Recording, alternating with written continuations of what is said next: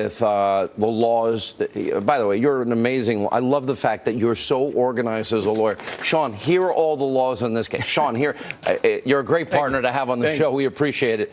Laws potentially broken in the Uranium 1 deal. Let's put them up on the screen so our audience can understand it. Explain. Let's start there because we sold out national security. This is huge. The first 6 statutes on the screen are the anti-corruption pay-to-play statutes. You cannot use your public office, Secretary of State, to confer a benefit to a foreign government in exchange for money. The evidence appears to be there. And because she used her charity, allegedly, that would be racketeering, which, you know, the government goes after organized crime and the mafia for that.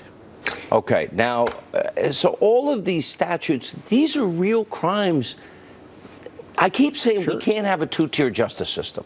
We can't have one justice system for the Clintons that mishandled, destroyed, classified, top secret, special access program information, all of these issues involving the kickbacks, the paybacks, the pay-to-play. So the question is, how did they get away with it? And do you think they slide this time? The Clintons are escape artists that would make Houdini proud. Whenever they are caught dangling their feet over the edge of illegality, they usually dummy up. Hillary Clinton, I'll give you an example, interviewed by the FBI, said 39 times, "I cannot recall." It was so short because she could only recall her name and date of birth. You know, she pretends like she's dumber than a bucket of hair when it serves her purpose and the brightest person in the room when it helps her. Let's go to the dossier crimes and the scandal according to them. We'll put them up on the screen here.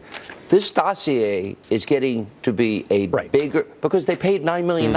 Right. You can't pay millions of dollars to foreign nationals because that's against the federal election laws you can see there. And you can't hide it by filing false or misleading reports. Now, I've been hearing Democrats say, oh, those are just civil penalties. They are not. The government produces a book. It's 319 pages outlining the federal election laws and all those who have been criminally prosecuted and ended up in prison. And quickly, the laws potentially broken in the email scandal, which now, thankfully, is finally this week, they're back to this. The Espionage Act, 2 counts which were tortured and twisted by James Comey. And then the other 2 is removing classified materials from a government building. The final one there, destroying 33,000 documents. That's called obstruction. Yeah. Yeah. If they were subpoenaed documents. Right. Yeah. By Congress. All right, Jay, let me go back to you. Yep. When you look at uranium